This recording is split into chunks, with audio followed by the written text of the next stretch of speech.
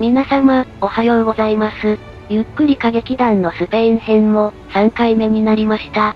現在私たちは、首都の、マドリードにいます。ここまでの道中に、この国の鉄道事情や、列車を、いろいろ紹介させていただきました。ですが内心、こう感じてる方もいらっしゃると思います。スペインの車両っつったって、最初はフランスの TGV だったし、次はドイツの車両じゃん。もっと他の国にはない、珍しい列車とかいないんですか？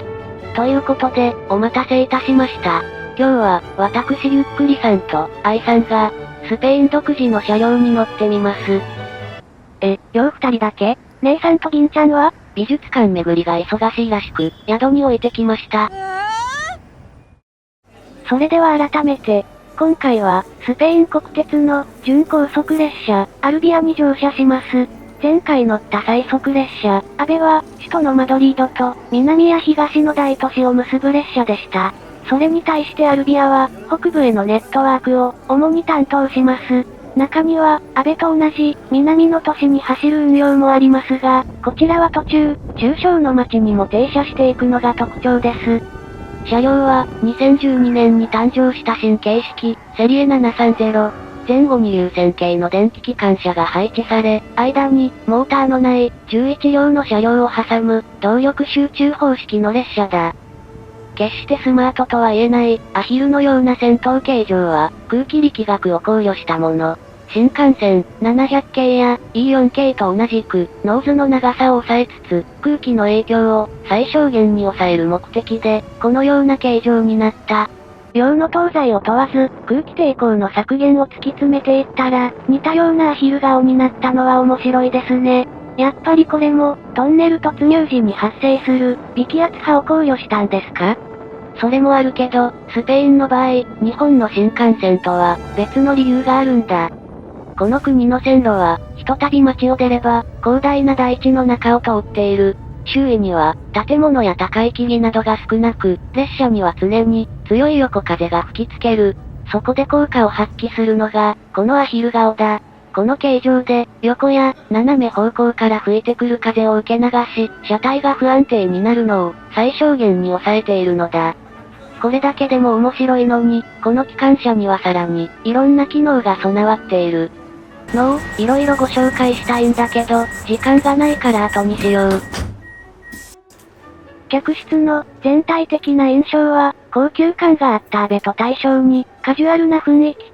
座席は、進行方向を向く、回転式です。これ、スペインの特急車両だと、必須の装備なんですね。客室の壁には、情報案内装置、天井に、モニターがある点も、アベと同じです。ところで、今日はマドリードを出発して、とある場所に行きますが、出発駅が、前の動画と違うのに、気がついたでしょうか？前回は、プエルタデアトーチャ、という、スペイン最大の規模を誇る駅に到着しました。でも今日は、中規模の、マドリードチャマルテン駅を出発しているんです。二つの駅は、路線が伸びる方向が異なり、アトーチャ駅は、南や東、チャマルテン駅は、北と西の方面を受け持ちます。そのため、南の方角に路線が広がるアベは、大半が、アトーチャ駅を、北に向かうアルビアは、チャマルテン駅を、主に発着するんです。一応、ここチャマルテン駅にも、アベは走っているのですが、現在はまだ1路線だけの少数派。なので、駅の構内には、高速列車用の待合スペースなどがありません。スペインの高速列車のお約束、荷物検査と、乗車前の切符のチェックはあるものの、地元の列車が多数なためか、ゆるい雰囲気でした。アトーチャ駅とチャマルテン駅、二つのターミナル駅は、市営地下鉄、または、国鉄の各駅停車で結ばれています。便利なのは後者。乗り場が駅から離れ、移動にも30分を要する地下鉄に対し、国鉄は、15分で着いてしまうんです。なんて話はこの辺にして、話題を、今の列車に戻しましょう。この、セリエ730で運転する、特急、アルビアは、マドリードと、北西の海岸に位置する、3カ所の港町を結んでいます。どの列車も、片道、7時間前後かかる長旅です。車内に売店はあるものの、残念ながら、一等席に、お食事のサービスはありません。あれは、最上級列車の、アベだけだったんだな。アルビアは、こまめに何度も止まるし、その度にお客さんが入れ替わるから、足並みを揃えたサービスをするのが難しいんだろう。ケータリングの問題もありますしね。車内食を調理したり、使用済みの食器を洗浄する施設を、始発と終点の両方に整備しなくてはいけませんから。ちなみに、売店の商品は、折り返し便で販売する分も、マドリード側で積み込んでいるようです。サンドイッチなどは、一つずつ真空パックになっていて、長時間、鮮度を保つ工夫がなされていました。片道の運転時間が長いと、気を配らなきゃいけない部分が増えてきますなぁ。さて、いつもの私たちは、同じ列車で、何時間も移動しますが、今日はそこまで、長くは乗りません。マドリードを出発して、1時間半後に到着する、一つ目の駅、サモラで下車します。ここで、世界でも有数の、珍しい光景が見られるからです。マドリードからサモラまで、アルビアは、高速列車用の線路を、時速200キロ以上で走行してきました。でも、高速区間はここで途切れているため、この先からは、在来線に乗り入れます。このセリエ730は、高速線と在来線の両方に対応している、心在直通車両なんです。しかしここで、この国特有の問題が、列車を待ち受けます。スペインの鉄道は、在来線と高速列車とで、線路の幅が異なります。日本の新幹線と在来線の関係に似てますけど、スペインの線路は、在来線の方が、幅が広いんですよ。また、高速区間は、大きな電流が送れる、高圧の、交流電気で走りますが、在来線は、直流電化を採用しています。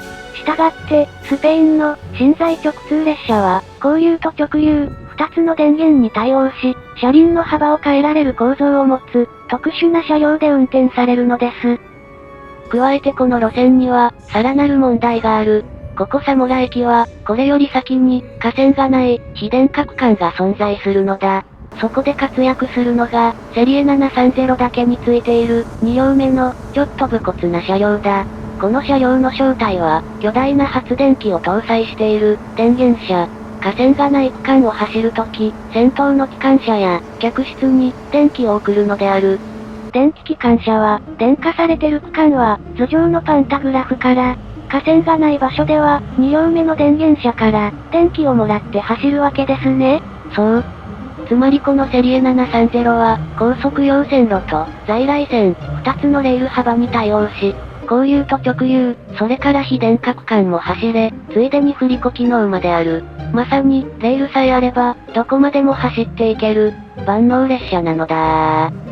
一つの編成に、ここまで機能を詰め込んだ列車は珍しく、私はこいつに乗るためだけに、スペインを訪れたと言っても過言ではない。ゆっくりさんゆっくりさん、なんだよ。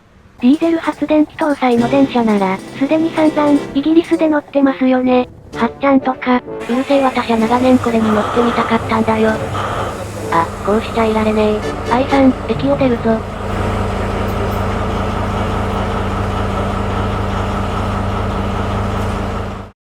サモラには、駅を発車した直後に、車輪の幅を変えるための、地上設備がある。ここは、駅の近くでアクセスが良く、なおかつ周囲に歩道橋があり、線路の様子を、上から見られるのだ。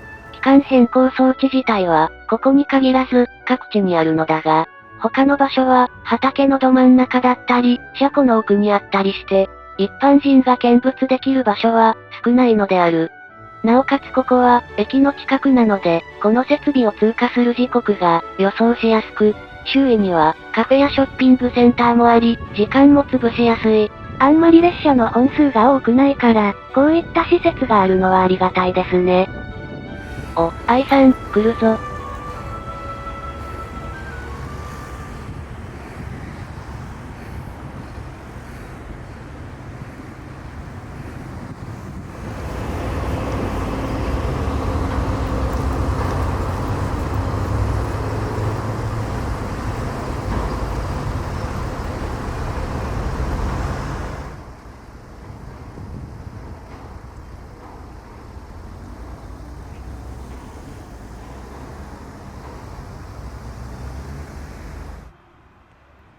見た感じは、小屋の中を、ただ列車が通っていくだけでしたね。意外とあっさりしてました。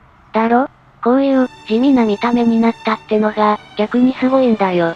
車輪の転換にかかる時間は一つの軸につきわずか5秒。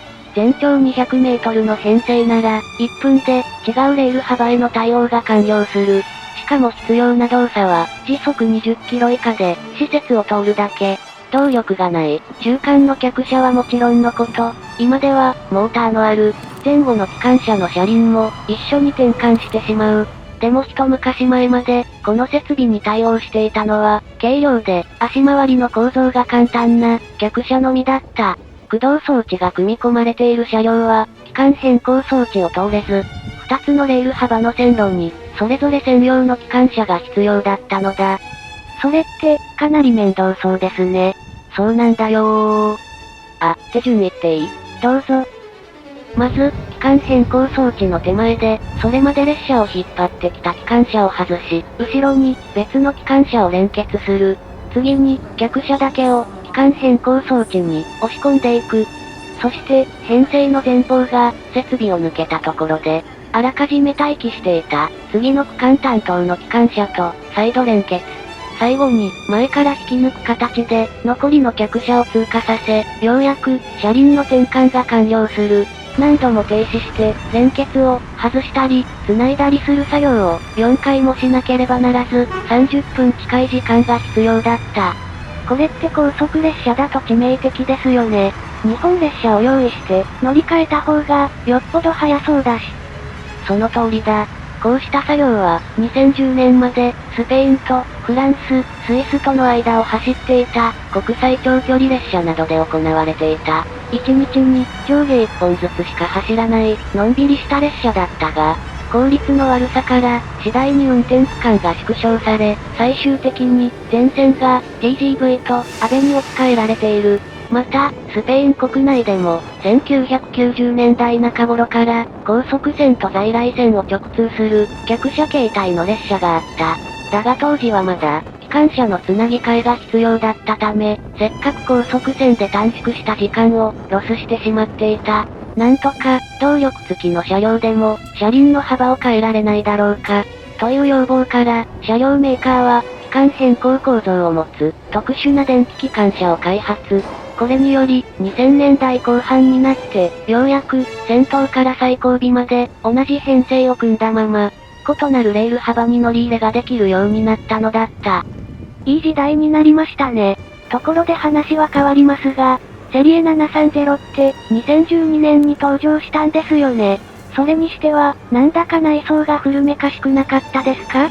先にデビューしてるはずの、セリエ103の方が、よっぽど新しく見えましたけど。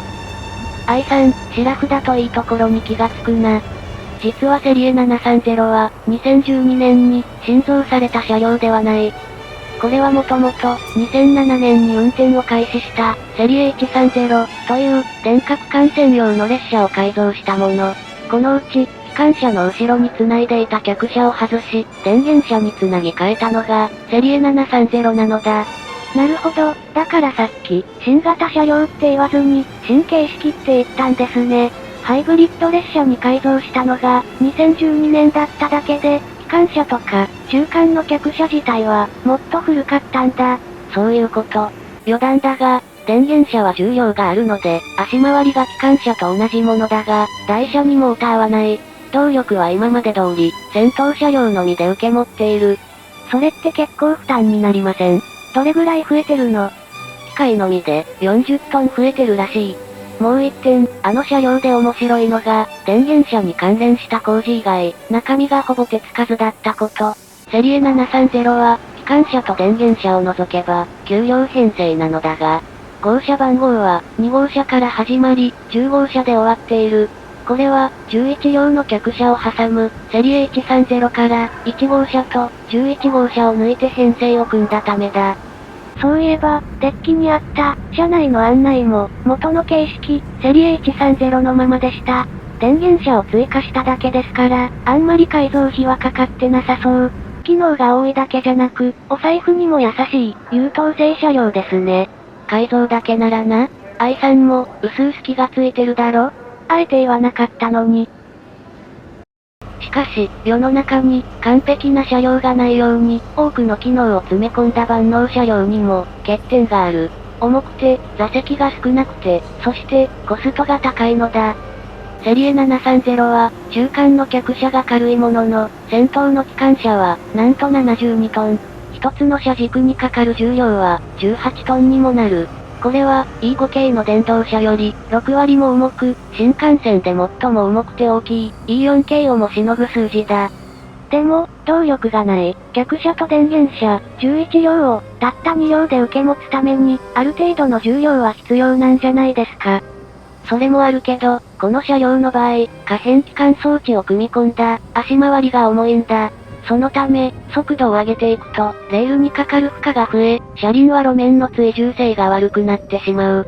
それに加え、高速走行時に安全を左右する、車輪周りは、複雑な可動機構があるせいで、強度を上げるのが、なかなか難しい。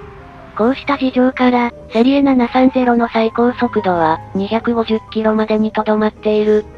まあこれは、セリエ730特有の欠点ではなく、姉妹車、セリエ130にも共通する部分なんだけどな。次にこの車両の、地味に痛い点が、収容力の低さだ。セリエ730の座席数は、意外に少なく、280席しかない。もともと、車両のサイズが小さい上、1編成の中に、お客さんが乗れない車両が5両もあるので、座席のスペースが少ないのである。5？機関車と電源車が2両ずつの他に、何かありましたっけ？売店車両があるだろ？あ、そうか。同じ編成の長さで比べたら、長いノーズを持つ500系でも、2倍以上の人数を乗せられる。セリエ730は、多くの機能を持つ、万能車両に思えるが、それなりの代償もあるのだ。ですが、こうした機能の多さや、性能の比較は、あまり意味がありません。鉄道車両における、最高速度、座席数は、それぞれの国で、地域の需要、土地の事情を考慮した結果だからです。人口密度が平均値でも、日本の3分の1しかないスペインでは、280席でも、十分な数。逆に、一つの列車に、多くの機能を詰め込んだのは、それが、路線を走るのに必要なものだったから、それだけなんです。スペインの土地は、地盤が丈夫なので、少しぐらい車体が重くても、ここでは問題がありませんし、この重量が、在来線区間では、逆に作用します。比較的平坦でまっすぐな高速線を降りると、列車は、カーブや急勾配を伴う、山越え区間を走行します。ここでは、重い車体が、車輪を地面に強く押さえつけ、坂道を走るのに必要な摩擦を得られるんです。その上、セリエ730は、停車駅が多い種別の担当ですから、最高速度は、少しぐらい低くても、問題が出にくいんですよ。ただ、そうは言っても、この車両にも、どうしても避けられない欠点があります。それは、運行コストの高さです。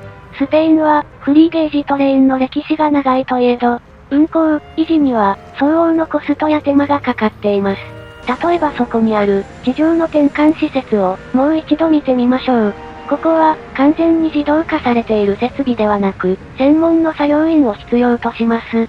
彼らは、列車が通るたびに外に出て、正常に車輪が転換されているかを確認したり、切り替え装置のメンテナンスを、毎日行います。車両側も同様です。互換性がない、2つのレール幅と電気に、半ば強引に対応させた、複雑な構造は、製造から運用まで、全てにお金がかかります。できることなら、規格を一つにまとめた方が有利です。特に、機関転換装置を備えた足回りは、通常の台車より、負荷が大きく、動く部分も増えますから、日常の点検箇所が増え、整備サイクルが短くなります。それに、この特殊な構造を備えた列車は、スペインにしかいないので、交換部品は、大量生産や、共通化によるコストダウンが難しいのです。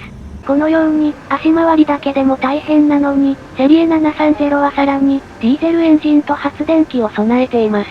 これにも、専用の整備がいりますし、走行には、燃料、オイルも不可欠です。ではなぜ、こんなお金のかかって、面倒な列車を使い続けているのでしょうか。それはひとえに、これが総合的には安く、都合がいい方法だったから、です。ちょっと待ったー。やっぱり来ましたね。何ですか HSG。G じゃねえお兄さんだ。だって、おかしくないか。車両のコストが高いって言った直後に、こっちが安い方法だって、言ってること全然違うじゃん。いいところに気がつきましたね。確かに、列車だけで見たら、セリエ730や130は、普通の車両より、コストがかかっています。でも、線路までを含めると、トータルでは、お得で賢い方法なんですよ。この奇怪な事情を紐解くには、車両だけでなく、国土や路線に、視野を広げる必要があるんです。スペインの各地にある大都市は、首都から遠く離れ、位置も方角もバラバラです。なので、高速列車網は、首都マドリードから、放射状に建設しなければなりませんでした。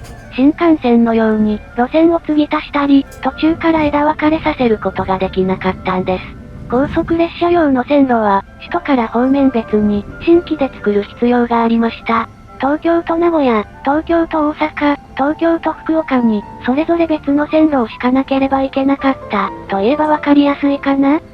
このような事情から、高速列車ネットワークは、国の中でも重要な、南の港湾都市や、東の商業都市が優先されました。マドリードと、これらの都市とを結ぶ路線は、新たな規格の線路が、ほぼ全線、一気に作り上げられます。それに伴い、在来線との互換性を持たない、専用の高速車両も、大量に投入されました。ここは、人々の移動が盛んなので、多額の投資でも、十分採算が取れると判断されたからです。こうした路線の整備が終わり、2010年代になって、ようやく、北部への路線にも、高速化の順番が回ってきました。しかしこちらは、建設の仕方が、南部方面と異なりました。高速路線が一気に整備されず、少しずつ、継ぎ足す形で作っているんです。計画している路線の長さは、500から600キロ以上ありますが、現在完成しているのは、マドリード側の200キロまで。また新幹線で言えば、東北方面が、東京、郡山間までしか高速走行ができず、残りの、秋田、盛岡、青森までは、東北本線などを走っているようなものなのです。なぜならここは、1列車、280席で十分な利用者数、運転本数も少なく、佐村駅を通る長距離高速列車は、上下合わせても、わずか7往復しかありません。同じ行き先には、1日2本しか運転されないんです。駅の発着案内は、午後3時なのに、早くも翌朝の列車を表示しているほどです。こんなに需要が少なくては、全線を一斉に作り変えられるだけの予算が、なかなかおりません。おまけに、ハイブリッド車両の存在からもわかるように、途中には、電化すらされていない区間もあり、よりコストがかかることが予想されました。そこで、北部の高速線は、従来の在来線を併用しながら工事を進め、部分改良を繰り返しながら、少しずつ延伸させる選択をしました。この条件に合う車両が、セリエ730、2種類のレール幅と、非電化区間に対応した、高価な多機能車両だったのです。けれど、この珍しい列車と、佐村の施設は、近い将来、見られなくなるかもしれません。私たちが訪れた時、セリエ730は、佐村駅を境に、ディーゼル発電機を始動。駅の隣にある設備で、車輪の幅を、在来線に切り替えていました。ですが、頭上を見ると、真新しい架線が張られ、足元も、標準機の線路が新設されています。軌道を支えるバラストも、強固なものに取り替えられ、高速列車用の信号も、取り付けが終わっています。佐村駅自体も、5本ある線路のうち、3本が、標準機に改修されていました。どうやら、この辺りで進められてきた、高速線の延伸工事が完了し、間もなく、供用開始するようなのです。ということは、高速列車の線路が伸びたら、この施設も撤去されちゃうのかもな。十分あり得る話ですね。そうなったら、多機能ハイブリッドフリーゲージトレインの、セリエ730は、お役御免ということに。それはわかりません。スペインには、他にも新在直通路線がありますから、そちらに回される可能性も大きいです。でも非電化区間が消滅したら、電源車が外されて、ハイブリッド車両、セリエ730から、電化区間専用車、セリエ130に、戻されちゃうかもしれないですね。ということで今回は、スペインの、珍しい多機能車両について、お話しさせていただきました。ところで今更ですが、今日ご紹介した列車、なんだかおかしな外観をしていたと思いませんか？客車は背が低くて、全長も短く、流線形の機関車とサイズが合っていません。どこかちぐはぐです。それに何より、見たこともない、奇妙な足回り。車輪が小さくて、変な場所にありますよね。次回はいよいよ、この謎に迫っていきたいと思います。これがまた、奇抜ながら合理的な構造ですげえんだ。さすが、ダリア、ガウディを生み出したスペインって感じのメカで、この目で見られたのが感激。ゆっくりさん、そろそろ帰りの電車の時間だから。あ、そう？じゃあ次回に備えて、ウォーミングアップを始めますか。それでは、ご視聴、ありがとうございました。